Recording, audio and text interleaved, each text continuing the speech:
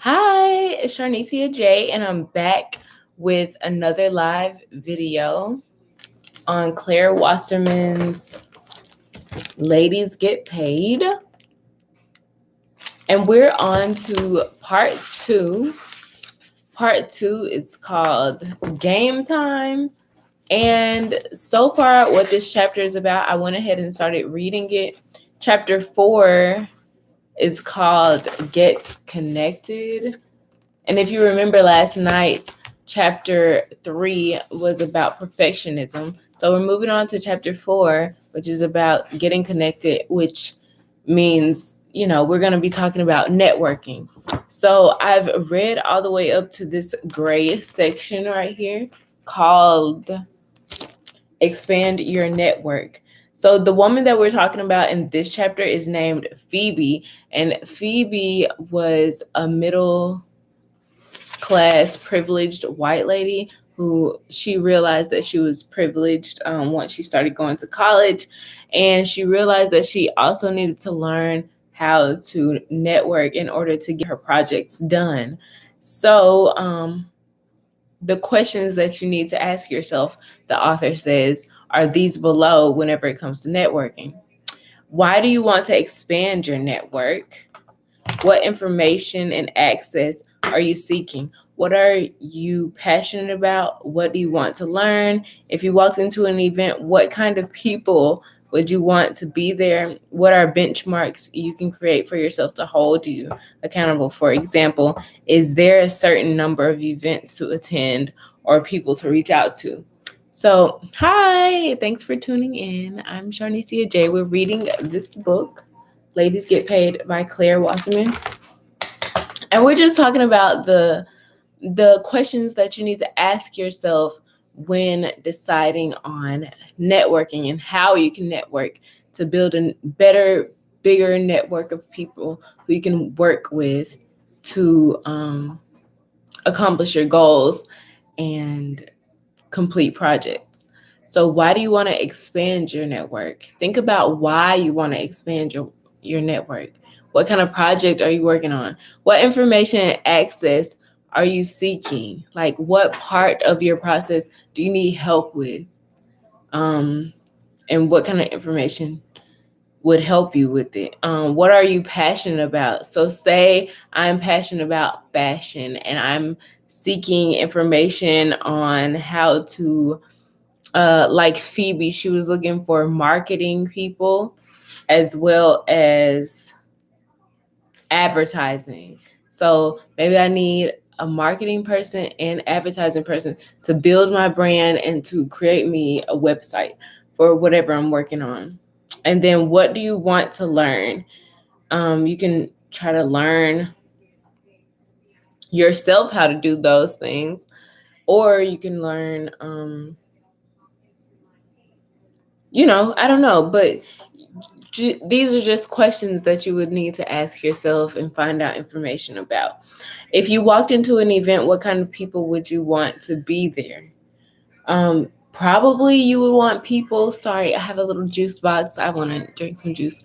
You probably want to walk into an event where there are a bunch of people who can help you accomplish the goals that you have set out to accomplish. What are benchmarks you can create for yourself to hold you accountable? So I think that you could, like we learned in chapter 2, come up with a timeline to keep you on point with each goal that you need to accomplish to get the overall picture accomplished. For example, is there a certain number of events to attend or people to reach out to?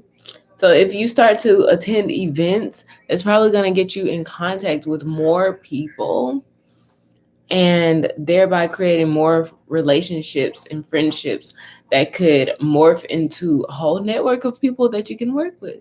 So what events do you need to go to? Because whenever you go to events that people sponsor, then most likely they will return the favor by helping you out. So event networking.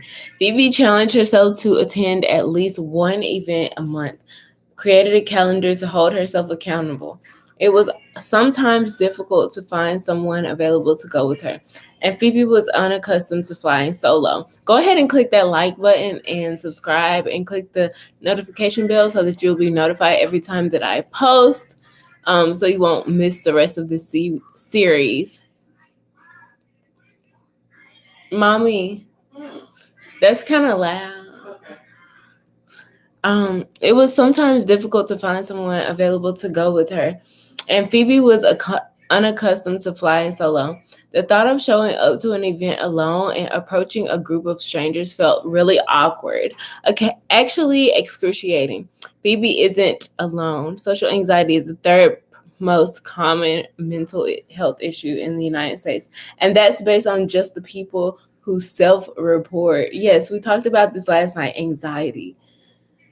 And remember, you guys, I was talking about how I love to sing, but I would go to different churches or different events and have to sing around people that I didn't know.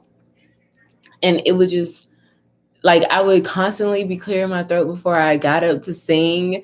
And by the time I was singing, like, I would be so hoarse that I could barely get the words out. There are probably countless more who may not suffer to the extent of having panic attacks, but can feel the heart palpitations and sweaty palms when put in an environment where they don't know anyone. So the next time you get nervous, remember that you're not alone. You're not the only one, not by a long shot.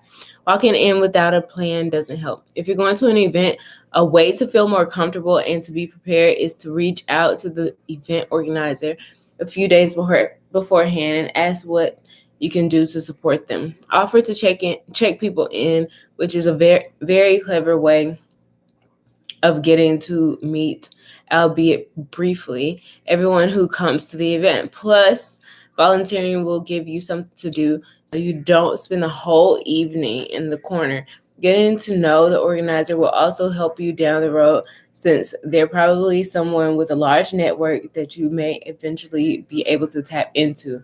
Yeah, so like get in contact with the event organizer because they have contacts that you don't and that they could probably link you up with. When you first arrive, center yourself and take it all in. What's the vibe? What are the people congregating? Where are the people congregating? Who looks friendly? Being a good networker means being able to read the room. And the best way to do that is to be present and observant. If you've come by yourself, don't be afraid to go up to a group of people and ask if you can join them. Yeah, I had to learn this because I was an only child growing up. And if I wouldn't have learned to just get out of my comfort zone and just go up to people and start talking randomly, and like one thing I might do is be weird and like do like an icebreaker set, like say something really weird or funny. And that's what will start everything off and it feels so much better. Even if it's a group of people who already know one another, they share the same goal as you to meet new people. After getting a sense of a group dynamic, try to find a way to piggyback off of what someone says, whether it's mentioning an article you just read or posing a question. Don't wait too long to participate a little, otherwise you'll be the silent lurker. Take the pressure off yourself. You don't have to try to meet as many people as possible. In fact, if you do that, you'll end up with a bunch of business cards, but probably not a whole lot of meaningful connections. So instead, aim to have at least two to three of those more in-depth conversations. Quality is better than quantity. Remember that if you're going to an event that's specific to a certain industry cause or affiliation, there's context to why everyone is there. You've all come for the explicit purpose of meeting each other. And if you're the first one to initiate the conversation with someone else, they'll probably be relieved. It's useful to have some openers prepared so you don't have to come up with something at the spur of the moment. Yeah, so go ahead and prepare what you might want to say whenever you go to these networking events, because you don't want to just be awkward about the whole situation. Okay, so here's a few opening lines. Hey, I'm here alone. Do you mind if I hang with you guys? Networking events can be really awkward, so I'm just going to introduce myself. like, I don't think I would say I'm just going to introduce myself, but I would probably just introduce myself instead of just saying that. How did you become interested in design slash engineering slash publicity, etc.? Give a compliment. People put thought into what they wear, and so complimenting their bag or earrings will make them feel good and is a great conversation starter. That is a big deal. Yeah, that definitely is. But don't do it in a way that seems like fake, because I pick up on that and I know when people are just trying to start a conversation by being fake and being over the top dramatic, like, oh, I see the shirt you have on. Like, okay, and I see your shirt too.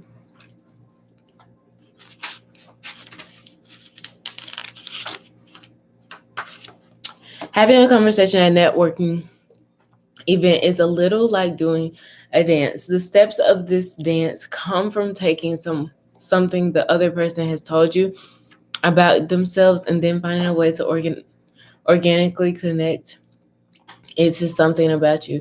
However, you want to be cognizant of how much airtime you're taking up. The biggest faux pas is trying to establish a real connection is to monopolize the conversation. Better to err on the side of asking them questions. Besides, part of this is about winning other people over. And the truth is, most people like to hear themselves talk. Plus, the more you know about them, the more commonalities you can find between you. There is only one rule to networking: no shit talking. No matter how friendly the other person is, don't use this as an indicator that you can badmouth anyone. Whether it's about job, boss, coworkers, or an ex. Well, maybe that one's okay, but still, it's a small world, so be careful. If the other person is doing the shit talking, don't pile on. You can either, huh? Yeah, that's what I was thinking. You can either change the subject or simply say, I wasn't aware of that, then move on. Have a few stories in your back pocket that showcase something interesting about you or that you're interested in. For example, maybe it was a recent concert you went to or a trip you took. Maybe it's a side hustle you have that you're hoping to turn into a full time job. If you're really struggling with what to talk about, focus instead on things you're passionate about. Sharing things that lights you up will make you memorable and inspiring. Don't like what you do for a living? It can feel tough to network if you're out of work or less than enthused about your job. Come prepared with what you'll say when you're inevitably asked what you do for work. Talk about the challenges you like to solve or the things you enjoy. You can also be candid about what you're looking for, since you never know what connections the person you're talking to might have or their willingness to help. What's more important than anything you could say about yourself is making the other person feel good. The way to do that is simple. Give them your undivided attention. That means eye contact, asking questions, and then actually listening to the answers. Don't look over their shoulder to scan the room for who else to talk to. It will make them like a layover on your way to meet someone more important, and it can signal that you're not trustworthy or sincere. Another way to make them feel good is to bring positive energy. Think about the kinds of people you're drawn to. They probably have open body language, smile often, and freely gesture, all the things that radiate positive energy. You can be that person. If this means you need to get yourself hyped up before the event, listening to music, doing jumping jacks, power posing in the bathroom, do it. If you're not feeling particularly confident, square your shoulders and plant your feet. Rooting yourself will make you feel strong and take up more space, which projects power. The quickest way to bring someone positive energy is by an enthusiastic handshake. According to studies, it takes only 7 seconds to make a good first impression. No pressure. It's important to give a good one. Think about the handshakes you don't like: limp, sweaty, and think about the ones you do: firm, medium to strong squeeze, and make sure you're doing the latter. A way to ensure that is to practice with a friend beforehand. Yeah, so practice your handshake with someone before you go to a networking event so you make a good impression. Eventually, make sure to move on, otherwise, you won't meet enough people to make it valuable.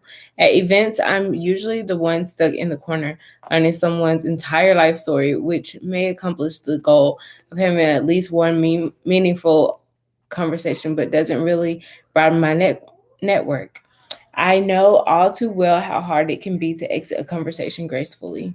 Here's the line I always use: I'm sure you have other people you want to meet. I don't want to monopolize all your time. Can I have your contact information? I love to continue later. That line always works. But before you do that, don't forget what you came for. Make sure to get their contact information. If you're networking, make sure you get their contact information. Some controversial advice for you: don't bring business cards.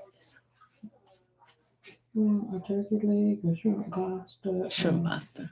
I'm going to see if she's got some. Pig pasta. Okay. That's all. Yes, brownie or cookie.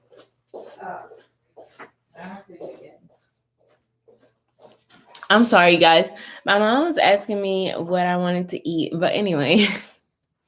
Some controversial advice for you: don't bring business cards. You read that right. When I used to bring mine, I noticed that whenever I met people, they asked for my card and move on before I could get theirs. They never followed up, which meant all that networking went to waste.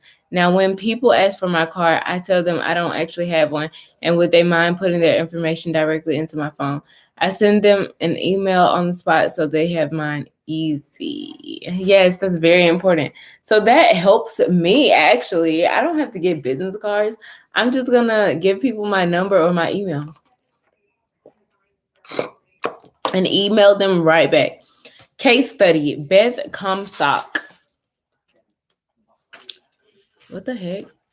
This chapter is long, you guys. Okay. As nerve-wracking as it can be to go up to a complete stranger, you have nothing to lose and everything to gain. I consider myself an excellent networker, but even I get periodic stage fright. Thank goodness for my co-founder, Ashley.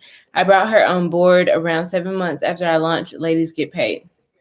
Over the course of the year, Ashley had gotten to know another business owner through Twitter who invited us to a small gathering of female entrepreneurs and investors at her office. It wasn't your typical happy hour. We sat in a circle where we went around and introduced ourselves. We were told to ask the room for something and then offer something. A woman in the back stood up. "Hi, I'm Beth Comstock," she said. Ashley elbowed me in the ribs. Beth continued: "I just ended a long corporate career and I'm about to publish a book. I don't really have an ask. I'm just here figuring out what's next." Ashley whispered in my ear, "Holy S. Beth is a legend. We need to meet her." Beth, the former vice chair of GE and one of the key players in the creation of Hulu. This might have been the most powerful woman I'd ever been in the presence of, and I had the chance to introduce myself. My heart was racing, but I couldn't move. The stage fright had taken over. I told Ashley I couldn't do it. I couldn't bring myself to go over to her. Ashley threw me a disapproving look and strode over to Beth while I stayed by the wine and cheese table. I watched as Ashley waited in line to meet Beth and watched as she handed her a Ladies Get Paid business card. After maybe 10 minutes, Ashley came bounding over to me. "Let's go outside. I'll tell you everything." Apparently, when Ashley mentioned Ladies Get Paid, Beth totally lit up. Turns out she was a fan, and not only that, she had gone so far as to find the woman who designed the homepage of our website and hire her. The artist Lita Sobieski was the one who inspired me to hold that very first town hall that led to the founding of Ladies Get Paid, and she designed our much loved money scrunchy icon. To keep the relationship going, Ashley offered to help Beth by promoting her book to the Ladies Get Paid community. She sent a prompt follow up message with a suggestion to meet for coffee. They grabbed lattes the next week. Since then, Beth has become a sort of business godmother to us. She made introductions that have led to major brand deals. She was keynote speaker at our annual conference, and she even hired us to do some consulting. When we pitched ourselves, whether it's for a brand sponsorship or attracting an important speaker, having Beth in our corner is hugely helpful.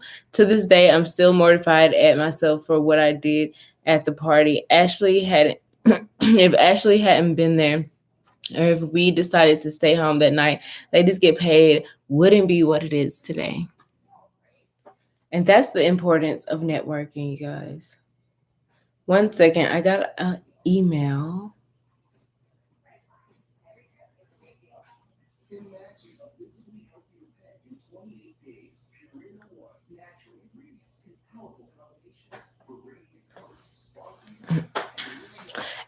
Cold outreach. As nerve-wracking as it was, going solo to networking events forced Phoebe to meet new people. By consistently showing up at events held by the same organizations, she began to recognize other people who were also regular attendees. Some of them also tended to come alone, and eventually they all band together and became their own little crew, sharing new events they found and meeting up beforehand.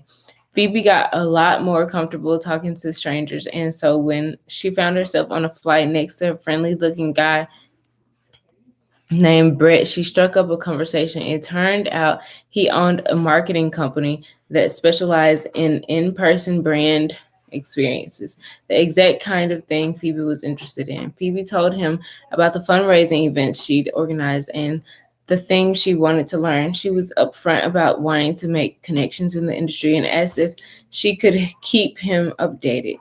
He gave her his contact info and encouraged her to stay in touch.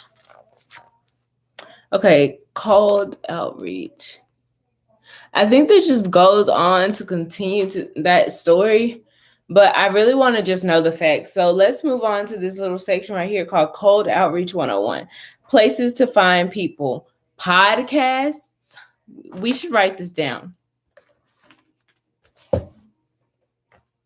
So you can find people on podcasts, conference, speaker listings,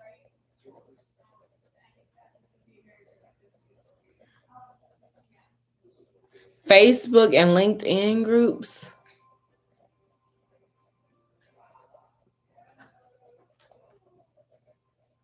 Post on your channels about who you're looking for. Hashtags on Instagram and Twitter. On IG and Twitter. Hi, you guys. If you're new, if you're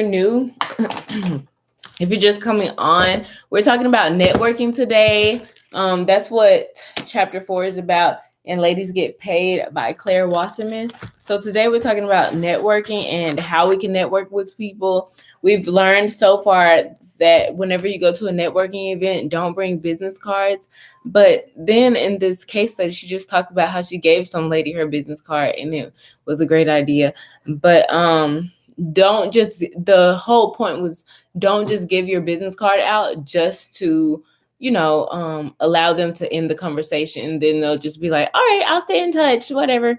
And then they never call you or anything. You just wasted a business card. Actually stand there, talk to them, get to know them, and find out where you guys could help each other before you end the conversation. Just give out a business card. And then we just talked about where we could meet people to work with, and it's podcasts, conference speaker listings, Facebook, LinkedIn, hashtags on Instagram and Twitter. Before you reach out, define your ask. Even if you ultimately would like them to hire you or help you get a job, you need to build a relationship first. Be clear about what you're asking for: advice, a connection. Consider, and go ahead and like this video and subscribe and click the notification bell so you'll be notified every time I go live, because I will be reading this book for the rest of this weekend and probably a little bit of next week because we're only on chapter 4 and it goes to chapter 11. Consider the appropriateness of it. Are they the right person? Is there someone who is more junior whom you should reach out to first? Is there anyone who can make the introduction for you? You're more likely to get a response of someone who can vouch for you by making the connection. If someone can vouch for you by making the connection. The outreach, express a commonality. Whatever research you did on them, mention it both in the body of the email and the subject line. For example, I saw you speak at whatever conference. I read this article about you. If you have mutual acquaintance, put that in the subject line. Make it personal. After you research, reference things you uncovered about them that motivated you to reach out. Flattery never hurts as long as it's genuine. By compelling, be compelling. I'm sorry. I keep looking up to see if you guys commented. Hey. Hi. Get them excited and by responding to you, by telling them briefly about things you've done in the past that are relevant to your outreach, the origin of your passion for the subject matter, and express a desire to learn from them. Be specific. Send them no more than 3 things that you want to learn from them, making it clear why you specifically reached out to them.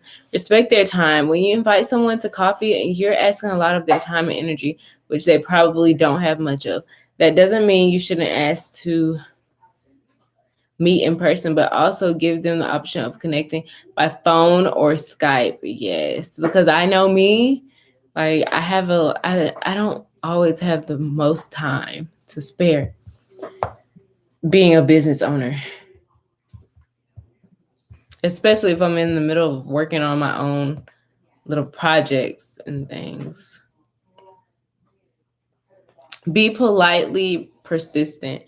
If you don't hear back from them, reach out again within 7 days. Then send another email 5 days later. Last year, Nisha had 100,000 unread emails in her inbox. She had to deal with what was most important or time sensitive, and she figures that if something is really important, the person will email her again. Yeah, so be persistent. Don't get discouraged. Don't be discouraged if the person you email doesn't have time to chat with you. Often it's a matter of timing, and just because it doesn't work out today, that doesn't mean it won't work in the future. Connect through social media. The people you reach out to will most likely Google you. So you want to be in command of what they find. Look at how other people in the industry are using social media to present themselves and put time into building your own profile. Get active on profiles like LinkedIn, Instagram, and Twitter. That way, people looking for information about you online have a sense of who you are and what you're all about. What kind of content should you post? Start by clarifying your goals. This will help shape the kind of things you post, as well as where you spend your time engaging. Be explicit about those goals by putting them in your Instagram and LinkedIn profiles. For Phoebe, her goals were to connect with other companies and freelancers doing experiential marketing. Don't be afraid to show who you are and not just what you do for a living. Where should I post? There's no one size fits all content. Different online platforms are used in different ways. What you put on Instagram is usually not what you would put on LinkedIn. The most important thing about representing yourself online is being consistent.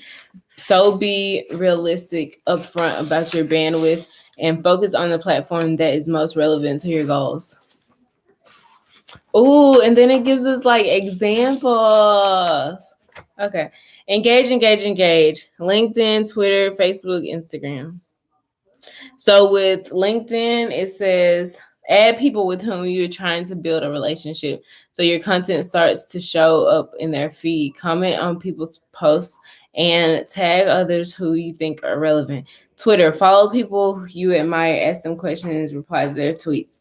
Facebook, join groups of like-minded people, ask and answer questions. Instagram, start by commenting on people's posts, reposting to your stories, crediting them, of course, and then send them a direct message.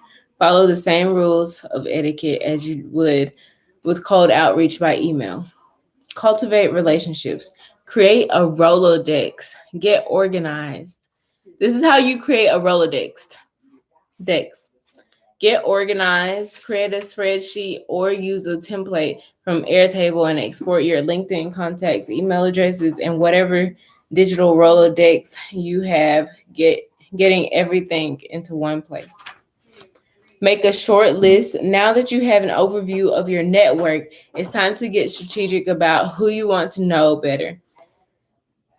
Identify the portal people. From your short list, highlight those who are themselves the most networked. I define them as a portal person, someone who is at the intersection of a lot of people, a community builder, the person who everyone seems to know because they have access to the diversity of the information. They are the people you can go to first when you need help finding something or someone.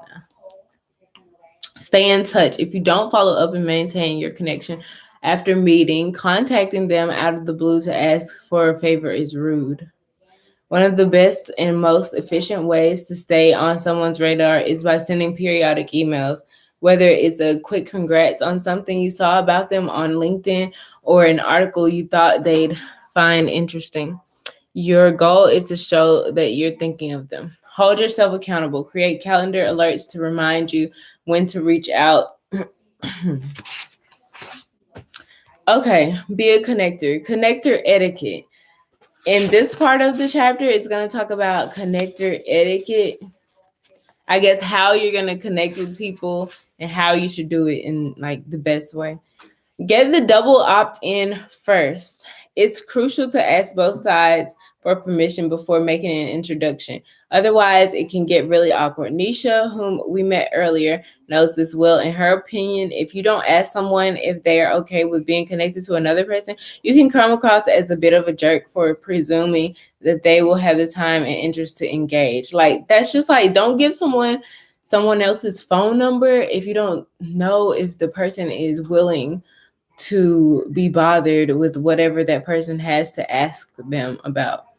Make the introduction as clear as possible. A pet peeve of mine, besides not being asked before someone makes an introduction, is when I'm introduced to someone and the reasons why we are being introduced are unclear or confusing. I've been on email chains where the introduction was simply, you both do lady stuff, you should meet with not just one, but multiple people. None of us knew where to start, so none of us would follow up. Yes, so here's some examples. They show us some examples in this book of how to email someone. Hey ladies, I'm excited to connect you to a bit of context. Ashley is a co-founder of Ladies Get Paid, an organization that seeks pay equity for women by helping them strategically navigate their careers. Michelle is an advisor, whatever. Okay, and then here's this other one. Hey, Ashley. Hey, Michelle. You're both awesome women, and I thought you should know each other.